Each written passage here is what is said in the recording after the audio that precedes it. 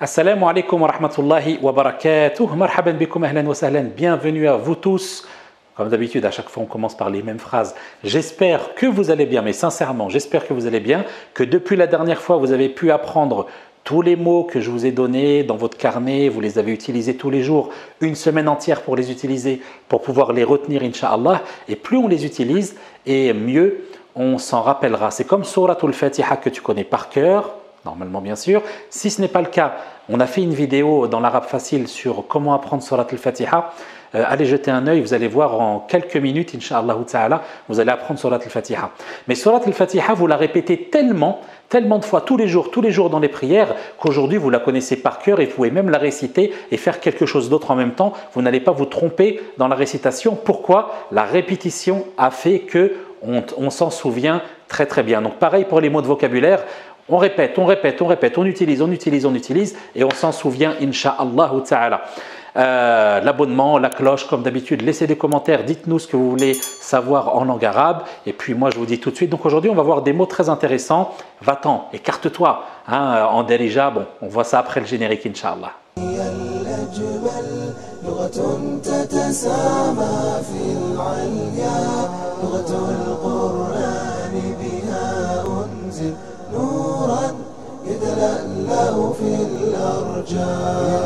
Alhamdulillahi Rabbil Alamin, Allahumma salli wa sallim ala Muhammadin wa ala alihi wa sahbihi ajma'in.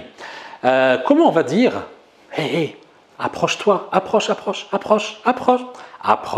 n'aie pas peur. Comment on dit approche en arabe? Eh bien, si tu parles à un homme, tu diras aqbil. C'est super facile. Aqbil. Tu peux dire rapproche-toi vers moi, mais si tu fais le geste, tu peux dire aqbil, c'est sous-entendu que c'est approche-toi. Aqbil. Si tu parles à une femme, tu diras aqbili. D'accord? Aqbili pour dire approche-toi, rapproche-toi. Maintenant, si tu veux lui dire le contraire, va-t'en, écarte-toi. En marocain, on va dire par exemple sirb halek, va-t'en. En arabe, on dira de plusieurs manières différentes, mais une manière qui est assez simple, qui a été utilisée par le prophète Mohammed alayhi salatu wassalam dans un hadith. Donc on dit ilayka anni, si tu parles à un homme. Ilayka anni, une petite expression pour dire va-t'en, écarte-toi de moi. Ilayka anni, si tu parles à une femme, tu diras ilayki. Maintenant vous savez, pour un homme c'est ka, pour une femme c'est ki. Donc si tu parles à une femme, tu diras ilayki anni, un homme, va-t'en, ilayka anni, laisse-moi tranquille, va-t'en. Une femme, ilayki anni, laisse-moi tranquille, c'est pas le moment, laisse-moi tranquille, va-t'en, écarte-toi, ilayki anni. Qu'est-ce qu'on peut dire également en langue arabe? Très intéressant. Par exemple, quelqu'un te dit, ça te dit de venir avec moi demain à tel endroit, et toi tu vas lui dire, il n'y a pas de problème. Mais sauf que tu ne vas pas lui dire, il n'y a pas de problème, tu vas plutôt lui dire, il n'y a rien qui m'interdit d'aller avec toi. Dans ce sens-là, rien ne m'interdit, rien ne m'oppose à ce que tu me demandes. Eh bien oui, je veux bien le faire. Donc tu diras la mani'. Mana'a en arabe, c'est comme haram, quelque chose d'interdit. D'accord? Donc la mani', il n'y a rien qui m'interdit de faire cela. La mani'. Tu viens avec moi demain, on va aller à tel magasin. La mani'. Demain, ça te dit, on va aller prier dans telle mosquée. La mani'. Ça te dit de venir après, on va aller manger dans tel restaurant. La mani'.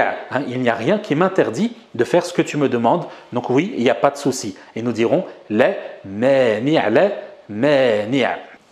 Mais imagine, la personne t'a dit, tu viens demain, on a un rendez-vous par exemple après Salat al-Dhuhr, et puis on va aller à tel magasin, et toi tu lui dis la mani'.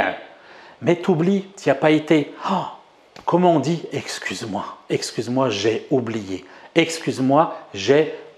Tu diras tout simplement ma'ziratan pour les excuses.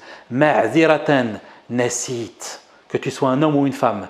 Ma'ziratan nasit. Ya akhi. Ma'ziratan nasit. Ya ukhti. Ô mon frère, ô ma sœur. Ma'ziratan nasit. J'ai oublié. Nasitu. Ma'diratan nasitu ya akhi. Ma'diratan nasitu ya ukhti. Allez, on va rajouter, comme on dit, un rendez-vous. J'ai oublié le rendez-vous.